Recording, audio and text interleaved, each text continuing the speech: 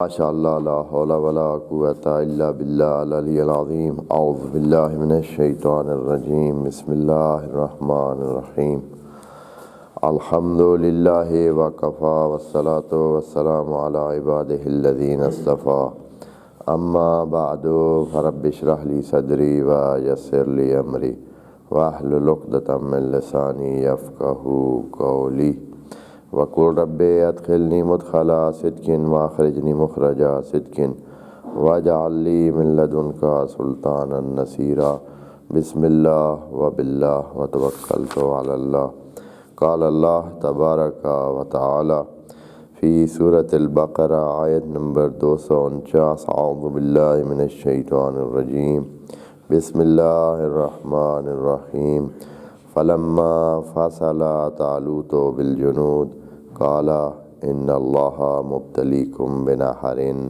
فمن شرب منہ فلیس منی ومن لم یطعمہ فانہ منی الا من اغترف غرفۃ بیدہ فشربوا منہ الا قلیلا منہم فلما جاوزہ هو والذین آمنوا معہ قالوا لا طاقة لنا اليوم بجالوت وجنوده قال الذين يظنون أنهم ملاقو الله كم من فئة قليلة غلبت فئة كثيرة بإذن الله والله مع الصابرين صدق الله العظيم۔ اس دلچسپ داستان کے اس حصے میں ہم پہنچے ہوئے ہیں کہ ایک مجموعہ انسانوں کا زندگی کی مشکلات سے ہمت ہار کے گھر سے بھاگا۔ زندگی کی مشکلات میں یہ ہوتا ہے کہ انسانوں کے ساتھ دوسرے انسانوں کا برتاؤ بعض اوقات سخت ہوتا ہے اور دوسرے بعض انسانوں کو جینے کی اجازت نہیں دیتے ہیں، ان پر سختی کرتے ہیں، ان کو بھگاتے ہیں، ان پر تشدد کرتے ہیں، ظلم کرتے ہیں، سب کچھ اپنے لیے لینا چاہتے ہیں، دوسروں سے سب کچھ چھیننا چاہتے ہیں۔ اس قسم کے انداز سے بعض انسان ہمت ہار جاتے ہیں اور وہ اسی میں اپنی بچت سمجھتے ہیں کہ وہاں سے بھاگ نکلے۔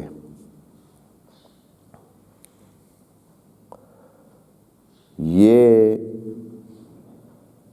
لگتا تو ہے کہ ایک کسی خاص گروپ کی داستان ہے، لیکن خدا کریم نے اس کو قرآن میں لا کر بیان کر کے اور پھر ساتھ اپنے تبصرے رکھ کر یہ بتایا ہے کہ یہ داستان صرف ایک کمیونٹی کی داستان نہیں ہے، ایک خاص گروپ کا مسئلہ نہیں ہے، یہ مسئلہ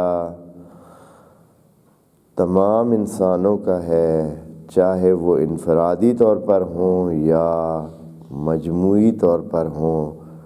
بہت کم انسان ایسے ہوتے ہیں کہ جو ڈٹ کے رہتے ہیں، اکثر انسان ان مسائل میں گھر کر بھاگنے کی کوشش کرتے ہیں، جبکہ کامیابی کے لیے صرف ایک جگہ نہیں بلکہ کتنی جگہ پر ان کی آزمائش ہونی ہوتی ہے اور پھر جا کر کامیابی ملتی ہے۔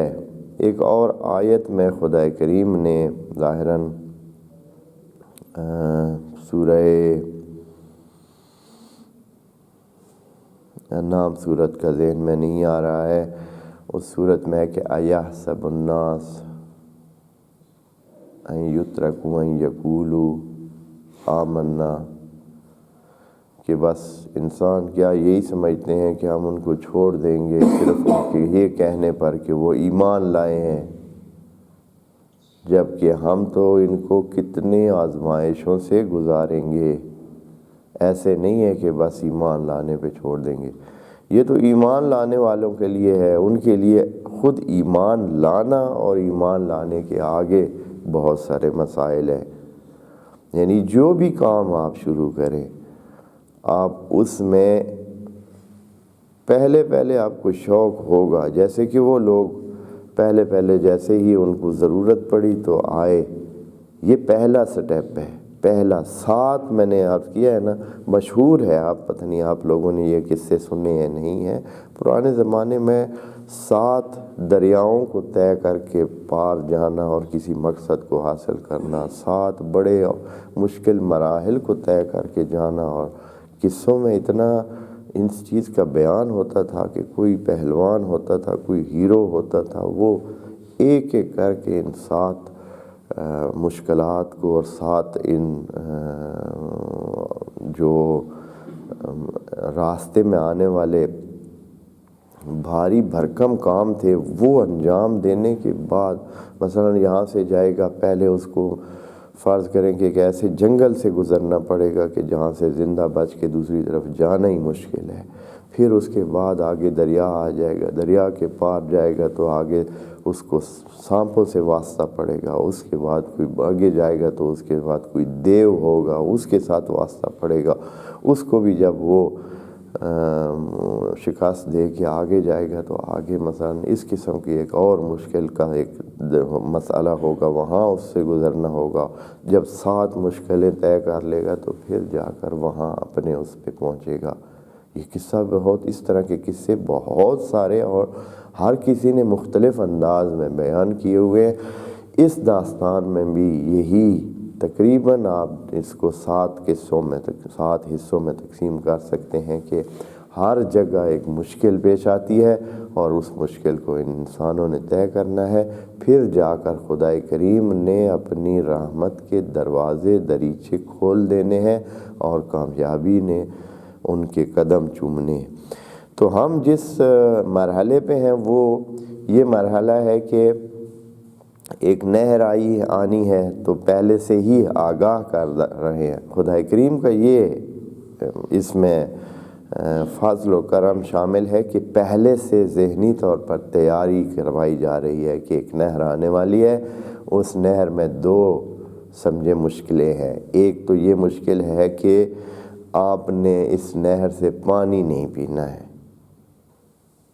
دوسرے مسئلہ یہ ہے کہ اس نہر کو ہم نے عبور کرنا ہے۔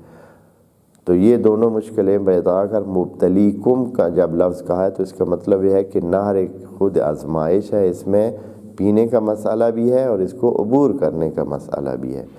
تو اب یہ مشکل جیسے بھی تھی، کچھ فیل ہو گئے، کچھ پاس ہو گئے، جیسے تیسے تھا، مشکل کو عبور کر کے پرلی سائڈ پہ جیسے ہی پہنچے ہیں تو چونکہ نہر کے عبور کرنے میں بہت سختیاں پیش آئی تھیں،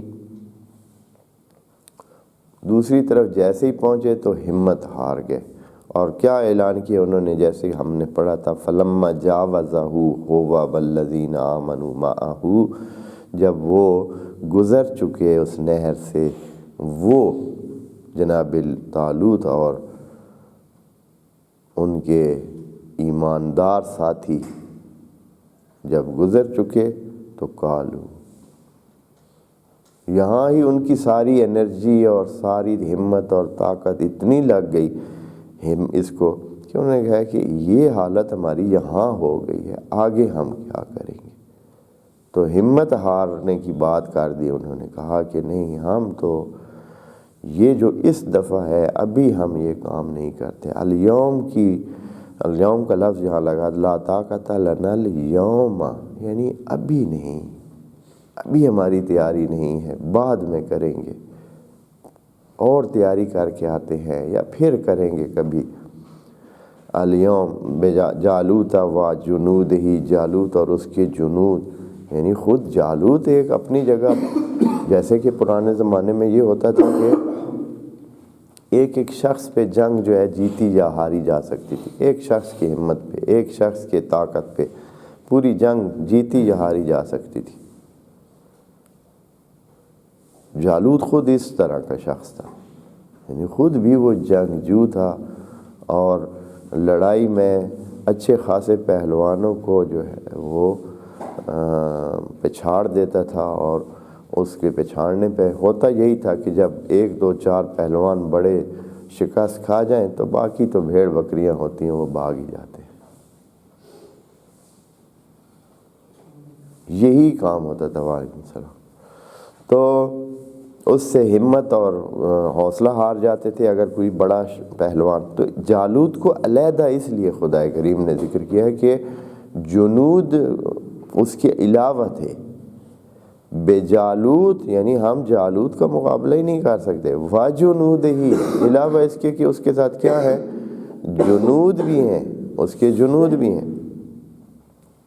لیکن یہاں چونکہ یہاں تک آئے ہوئے لوگ ایماندار بھی ان میں سے کچھ تھے جو پکے اور پیڑے مومن تھے، جو پہلے دن سے جناب طالوت کے ساتھ جڑے ہوئے تھے اور اسی طرح اپنے پکے ارادوں کے ساتھ آگے بڑھ رہے تھے. انہوں نے کیا کہا؟ انہوں نے اس ہمت ہارنے کا مقابلہ ایک جملے کے ساتھ کیا.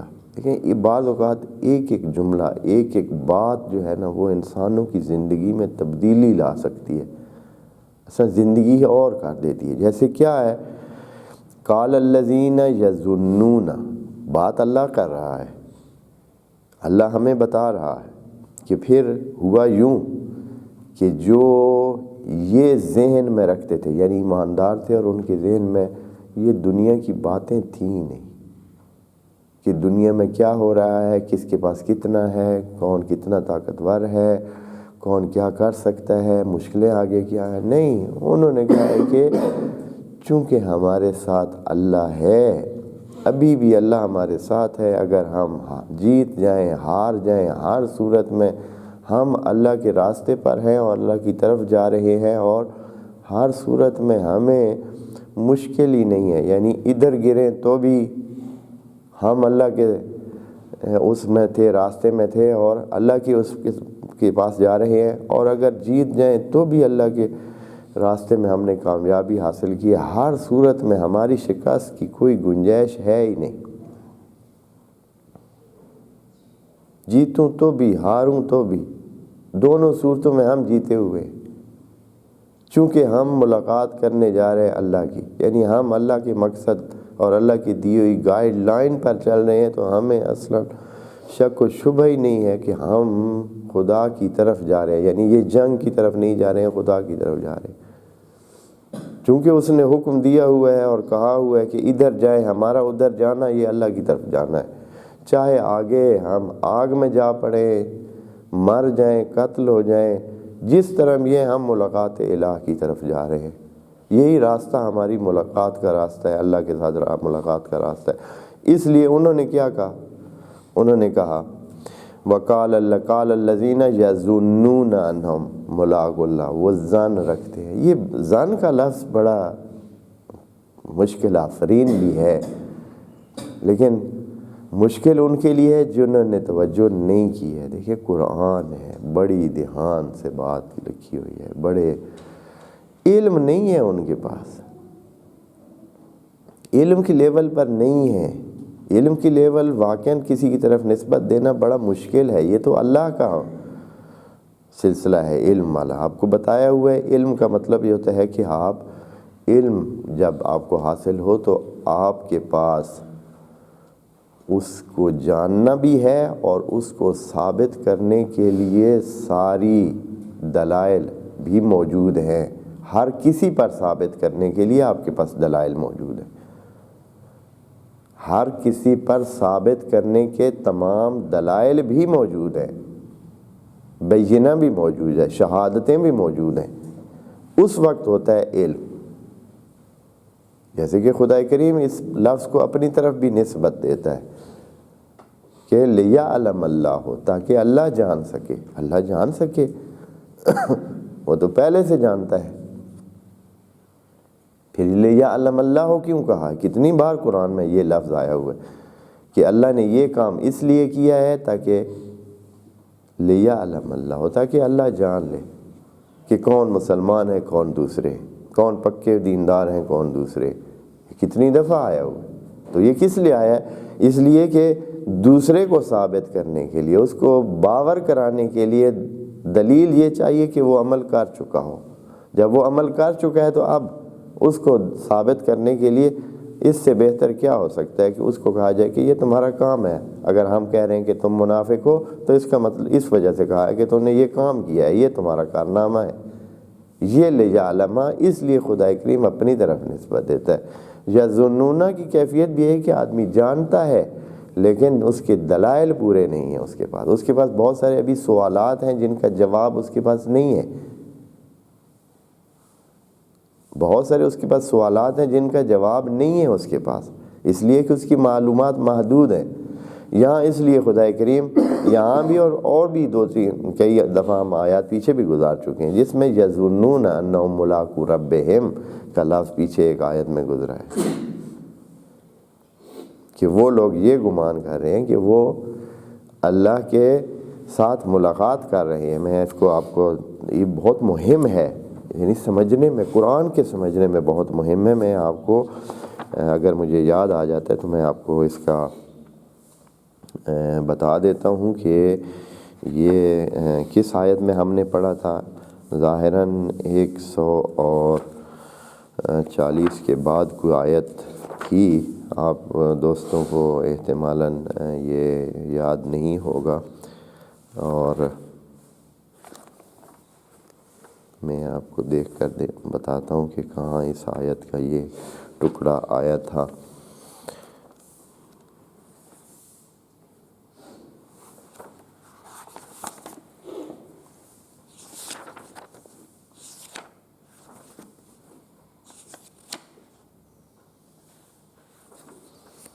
جہاں صبر کی آیت تھی، اگر دوستوں کو یاد ہو، استعینوا بالصبر والصلاۃ، یا یہ ہے کہ جو صبر کرتے ہیں وہ پھر کہتے ہیں انا للہ و انا الیہ راجعون۔ اس کے بعد ظاہراً یہ آیت کا حصہ ہے، جن کے سامنے ہو قرآن تو وہ دیکھ سکتے ہیں اور کچھ اگر اس بارے میں بتا سکتے ہیں تاکہ آپ کو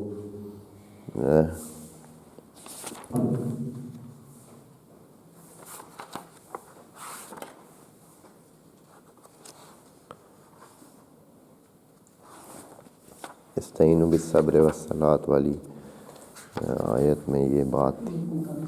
ہاں صرف 45؟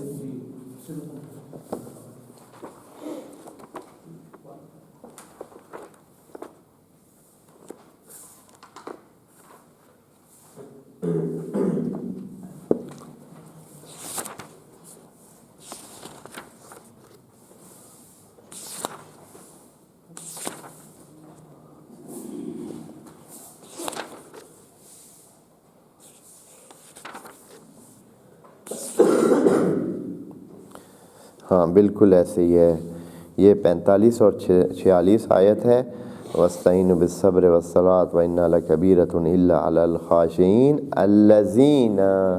الَّذِينَ يَظُنُّونَ أَنَّهُمْ مُلَاقُو رَبِّهِمْ، 46 نمبر آیت میں ہے کہ ان کا گمان نہیں ہے، وہ جانتے ہیں کہ کیا ہے، انہم ملاقو ربہم، وہ ملاقات کرنے جا رہے ہیں، اپنے رب کی ملاقات کی طرف جا رہے ہیں۔ تو وہاں بھی یظنون کا لفظ بولا ہے، جبکہ یہاں یظنون تو نہیں ہے۔ اب وہ جو ابھی فرض کریں کہ جا رہے ہیں اس کی طرف، صلاۃ کی طرف اور اس کی طرف، تو حتماً ملاقات الہ کی طرف جا رہے ہیں، لیکن یظنون کا لفظ استعمال کیا ہے۔ اس لیے استعمال کیا ہے کہ کئی چیزیں ہوں گی جو ابھی ان پر مخفی ہیں، وہ تمام تر دلائل اور تمام تر شواہد ان کے پاس نہیں ہیں۔ اپنی طور پر وہ جانتے ہیں، ان کو یقین بھی ہے، لیکن یہ دوسروں کو ثابت کرنے کے لیے ابھی ان کے پاس اس لیول کے دلائل نہیں ہیں جو علم کی ضرورت ہوتی ہے۔ تو علم نہیں ہے یہاں، بات سمجھ آئیے۔ تو ادھر جن کے پاس یہ ظن تھا، یہ جانتے تھے، قال الذین یظنون انہم ملاقو اللہ، کہ وہ ملاقات الہ کی طرف جا رہے ہیں، اللہ کی ملاقات پر جا رہے ہیں، تو انہوں نے کیا کہا؟ انہوں نے کہا کہ کم من فئۃ قلیلۃ غلبت فئۃ کثیرۃ، قاعدہ کلیہ، ایک قاعدہ کلیہ دے دیا، اور خدا کریم نے اس تبصرے کو اوکے کیا ہے۔ انہوں نے کہا ہے کہ کم من فئۃ قلیلۃ غلبت فئۃ کثیرۃ، کتنے ہوتے ہیں چھوٹے گروپ جو بڑے گروپوں پہ کامیاب ہو جاتے ہیں۔ آپ جانتے ہیں کم من کا لفظ کب استعمال ہوتا ہے؟ کم من کا جو یہ ترکیب ہے، کم من کتنے ہوتے ہیں، یعنی بہت ہوتے ہیں، یعنی ان کی تعداد کم نہیں ہے، بہت بہت بہت دفعہ ہوتا ہے کہ جو فعل قلیلہ ہوتا ہے وہ فعل کثیرہ پر کیا آ جاتا ہے؟ غالب آ جاتا ہے۔ زندگی میں ہماری کیسے آیا؟ ہم نے کبھی دیکھا ہے ایسے کہ فعل قلیلہ فعل کثیرہ پر جو ہے وہ حاوی ہو جاتا ہے؟ بہت ہے، زندگی بھری ہوئی ہے ہماری کہ جو قلیل ہے، ظاہراً قلیل لگ رہا ہے، وہ کثیر پہ کیا ہو جاتا ہے؟ ہیوی ہو جاتا ہے۔ جیسے کہ ایک دانہ ہے گندم کا، اس کے کتنی طاقت ہے؟ گندم کے دانے میں کتنی طاقت ہے کہ زمین کو چیر کر اوپر آ جائے؟ ایک بوٹے میں کتنی طاقت ہوتی ہے؟ اس نرم شاخ میں کتنی طاقت ہوتی ہے جو زمین کے اتنے سختی کو چیر کر اوپر آ جاتی ہے؟ ہوا میں کتنی طاقت ہے؟ درخت سالڈ چیز ہے، درخت ٹھوس چیز ہے، اس کو وہ ہلا کے رکھ دیتی ہے۔ ہوا ہے، ہوا میں کتنی ہوتی ہے طاقت؟ پانی نرم ہے یا یہ کہ جو پتھر ہیں وہ نرم ہے؟ وہ پتھروں کو اپنی جگہ سے کون ہلا دیتا ہے؟ پانی پتھر میں سوراخ کر دیتا ہے، یہ ممکن ہے آیا؟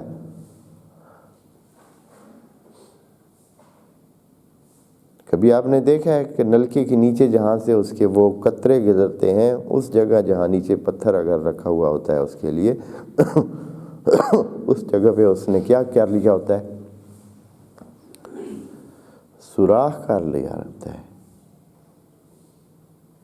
اور کتنی جگہ ہیں، کتنے سلسلے ہیں ہماری زندگی کے جس میں ہم اکثر جو ہے، یہ انسان کو ہی دیکھ لیں، کتنا وجود ہے اس کا، اور کتنے بڑے بڑے کام کر لیتے ہیں۔ ایک چونٹی کو دیکھ لیں، ایک چونٹی جو ہے، سائنس میں یہ ابھی جنہوں نے تحقیق کی، استقراء کیا ہے، ثابت کیا ایک چونٹی اپنے سے 10 گنا زیادہ وزن یا اس سے بھی زیادہ بعض اوقات اٹھا لیتی ہے۔ کم من فئۃ قلیلۃ غلبت فئۃ کثیرۃ۔ کتنے ہیں؟ آپ کی زندگی بھری ہوئی ہے، آپ کے آس پاس میں ہزاروں مثالیں آپ کو ملیں گی کہ کمزور چیز طاقتور چیز پر حاوی آ رہی ہے۔ ایک کمزور چیز ہے وہ طاقتور پہ حاوی آ رہی ہے۔ آپ کو ایک مچھر جو ہے وہ کیا کرتا ہے؟ ایک مچھر آپ کے لیے کافی ہے۔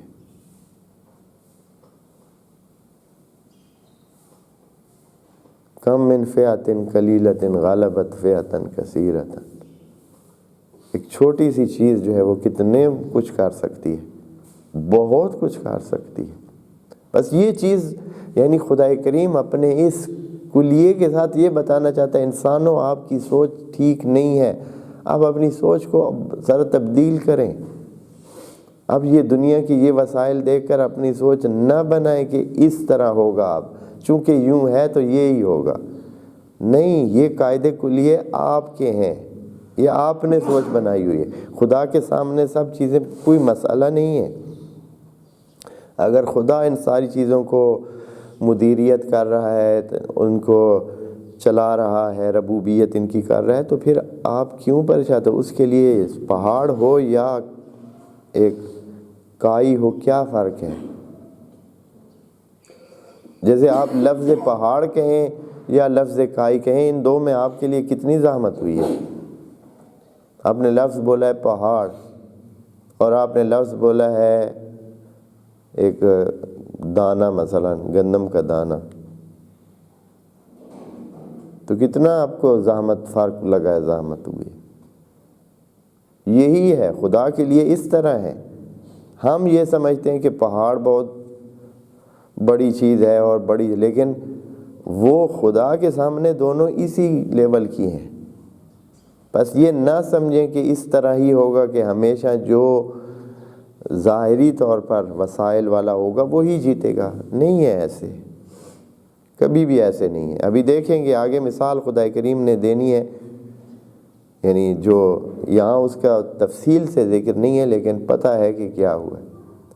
غلیل کا وہ جو اتنا پہلوان ہے، خدا کریم اس کے اتنی پہلوانی اور اتنی بڑائی اس جالوت کی، اور طاقت اور غلبہ اور ظلم اور جبروت، اور وہ پورا گروپ اس کے روب سے ہی مرے جا رہا ہے، صرف اس کے روب سے مرے جا رہا ہے. خدا کریم نے سادہ سے لفظ میں کہا ہے کہ وہ بندہ داؤد کے غلیل کے ایک اس چھوٹے کنکر جو اس میں اس نے رکھا ہوا تھا، یا اس کا جو گٹا تھا، اس کے ذریعے مر گیا. یہ تفصیل یہاں نہیں ہے لیکن تاریخ میں آئی ہوئی ہے کہ جناب داؤد بھی ایک لڑکے بالے تھے ایسے 14-15 سال کے، ہمت بہت تھی، خدا پر بھروسہ بے انتہا تھا، اسلحہ بھی تھا نہیں، کوئی چیز نہ گھوڑا نہ اسلحہ نہ کچھ، ایک غلیل تھی. اپنی غلیل لے کر اس نے کہا کہ ہم بھی جنگ میں جائیں گے. یہ بکریاں چرانے والے جو اکثر ہوتے ہیں چروائے، ان کے پاس اس طرح کے غلیل وغیرہ اس طرح کے وہ انہوں نے رکھی ہوتی، یا وہ جو کسی کھیت کا دھیان کر رہے ہوتے ہیں تو غلیلیں اپنے پاس رکھتے ہیں تاکہ پرندوں کو اڑا سکیں اس طرح. اس کے پاس اور تو کچھ نہیں تھا، ایک غلیل صرف تھی، وہ لے کر چل دی، اور ادھر دوسری طرف کھڑے ہو کر سیدھا نشانہ رکھا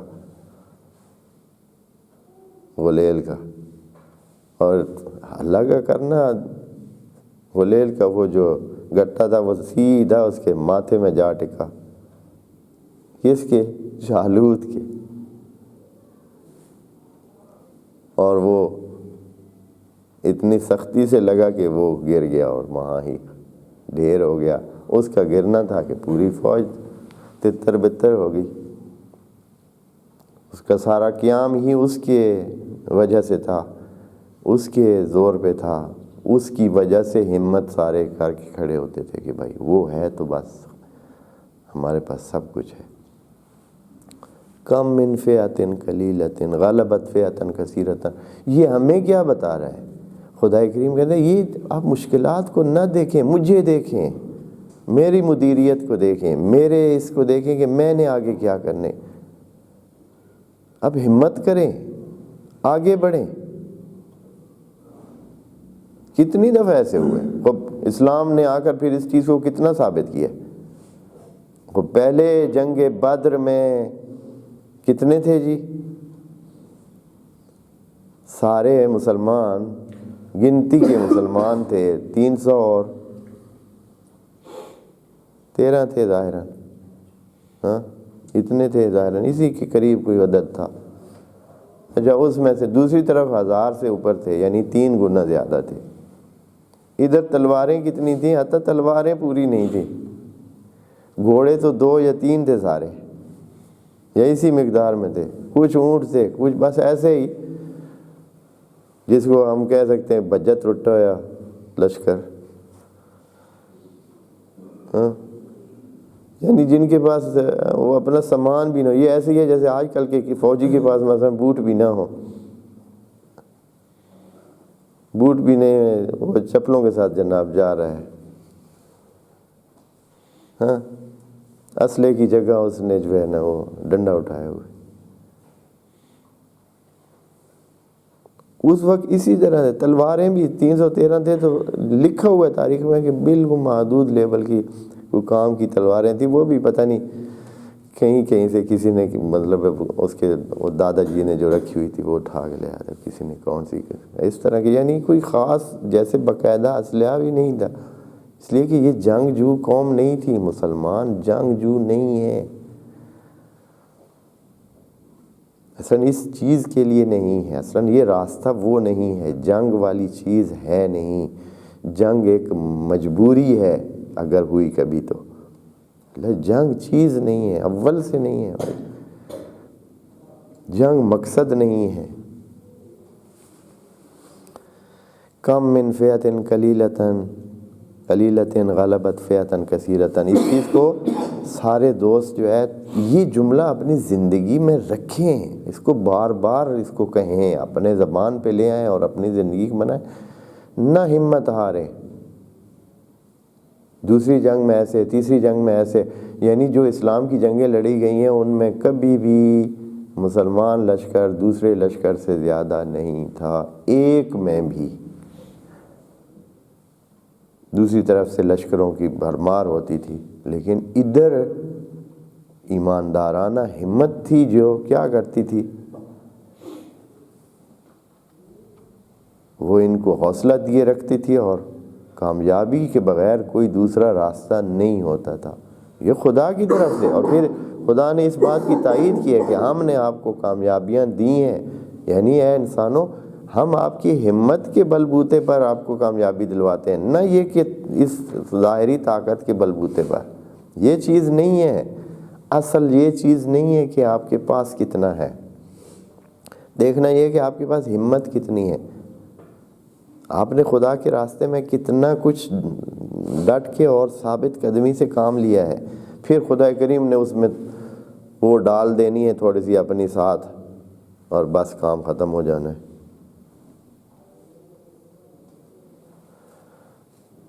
کم من، یہ کم من کے لفظ پہ ذرا فوکس رکھیں آپ، جب اس کو کم من یعنی یہ چیز بہت زیادہ ہے، جب بہت زیادہ ایک چیز ہوتی ہے تو تب کم من کا لفظ جو ہے وہ بولا جاتا ہے۔ کتنے ہیں، یعنی یہ اتنی مثالیں ہیں کہ آپ آس پاس میں دیکھیں ہزاروں سلسلے ہوں گے جو اس طرح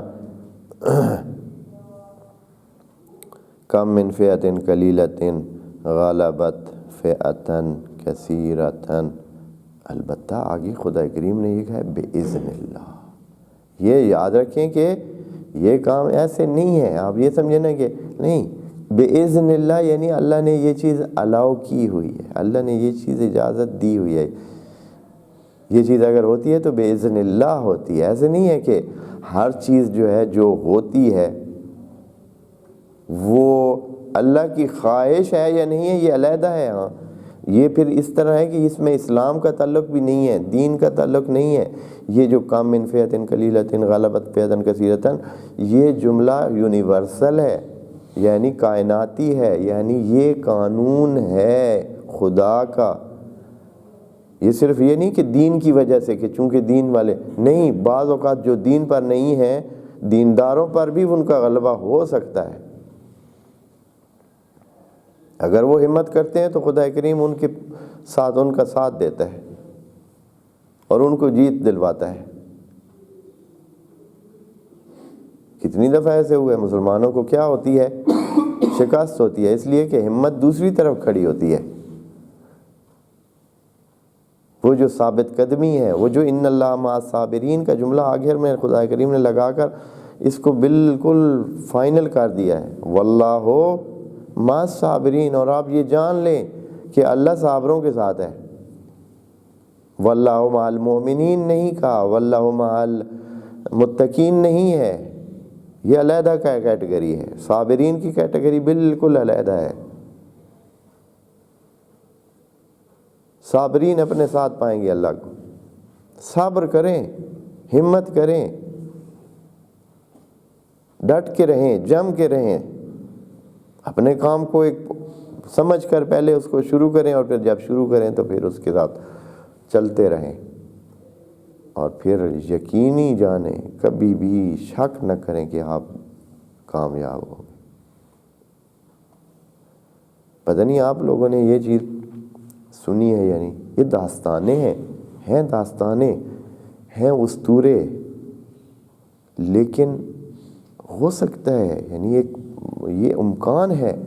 یہ آپ نے کوئی سنا ہے کہ ایک شیرین ایک فرہاد، شیرین فرہاد کا قصہ آپ دوستوں نے کسی کانوں پہ پڑھا ہے؟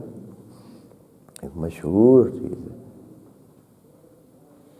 قصہ ہے، بہت ساری ثقافتوں میں مشہور ہے کہ ایک آدمی تھا، اس نے چاہا کہ اس خاتون کے ساتھ اس کی زندگی بسے، تو خاتون نے شرط لگا دی، بادشاہ کی بیٹی تھی یا جیسے بھی تھی، باہر ظاہراً ایسے ہی تھا کہ کوئی، اس نے شرط لگا دی کہ بھائی یہ پہاڑ سے آپ جو ہے نا پانی کی نہر جو ہے وہ اس پہاڑ سے پرلی طرف دریا تھا، ادھر سے نہر پانی کی اس پہاڑ سے گزار کے لے آئیں گے ادھر ہمارے گھر تک، تو پھر آپ کا ہمارا رشتہ جڑے گا۔ تو اس نے شروع کر دیا، اپنا ہتھوڑا گینتی یہ وہ لے کے ادھر سے شروع کر دیا۔ چھوٹا پہاڑ نہیں تھا، اچھا خاصا پہاڑ تھا، لگا رہا۔ اس کی ہمت کے ساتھ پھر خدا کی قدرت جو ہے وہ شامل ہوئی، اور اس کو ایسی طاقت اس میں اتنی طاقت اس کے روح میں مل گئی اس کو کہ اس نے پھر وہ چاہتا جیسے چاہتا تھا تو آگے راستہ بنتا جاتا تھا۔ بالآخر اس نے کر کے دکھایا، ہو گیا۔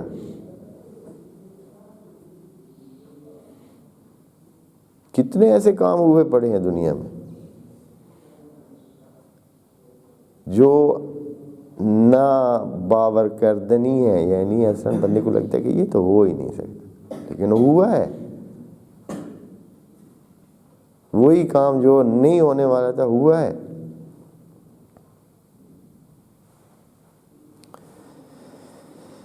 قرآن نے بھی ایسی انہونیوں کا ذکر قرآن میں بھی کیا ہے۔ جناب ابراہیم کو دیر سے جب بچہ ملا تو اس کی بیوی نے بھی پیٹ لیا، یہ کیسے ہو سکتا ہے؟ تو خدا کریم نے کہا اتعجبین من امر اللہ، بندے خدا اللہ کے اس سے تم عجب کر رہی ہو، تعجب کر رہی ہو۔ جناب زکریا نے مانگا، ڈٹا رہا، خدا کریم نے کہا ملے گا تمہیں بیٹا۔ تو پھر اس کو خیال آیا کہ یار یہ اللہ نے کہہ دیا، وہ ہوگا کیسے؟ جو میری بیوی ہے وہ تو عاقر ہے، بانجھ ہے،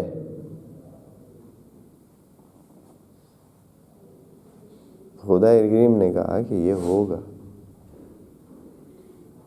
تجھے بھی تو بنایا ہے۔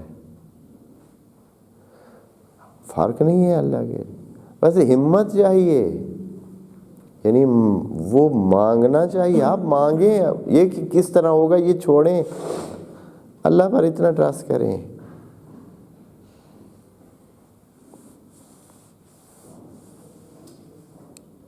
پتہ نہیں، میں نے کوئی بندہ تھا، اس کو قرآن کا شوق تھا، ان پڑھ، بالکل ان پڑھ، عمر بھی گزر چکی ہے، اب اس کو قرآن کا شوق ہو گیا۔ پتہ نہیں اس نے پھر اتنی ہمت کی، کوشش کی، یہ کہ ایسے تو نہیں ہو سکتا، مشکل ہے۔ خدا کریم نے اس میں شامل کر دیا، اس کو قرآن سارا حفظ ہو گیا۔ پتہ نہیں کیا اس کا نام ہے، خیات یا پتہ نہیں کوئی ہے اس طرح کا کوئی مشہور قصہ ہے، ذاکرین اور علماء سٹیجوں پہ بہت پڑھتے رہتے ہیں۔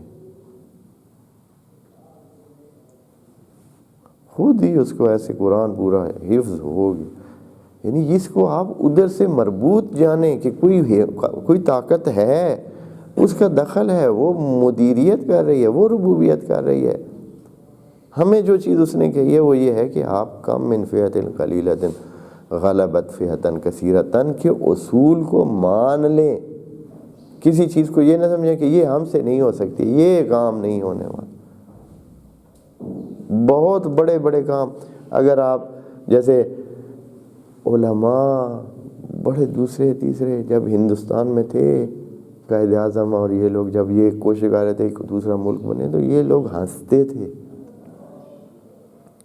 خصوصاً یہی علماء دین بھی بہت سارے تھے جو مخالف بھی تھے اور ہنستے بھی تھے کہ یار جھلا لگا ہوا ہے، یہ بھی کبھی ہوا ہے، یہ ملک علیحدہ بنے گا بھائی، ایک ملک بنے گا بھائی علیحدہ، انگریزوں سے، وہ بھی انگریزوں سے آپ جو ایک اپنا ملک بنوا لیں گے، اور وہ بھی مسلمان ملک بنوا لیں گے آپ۔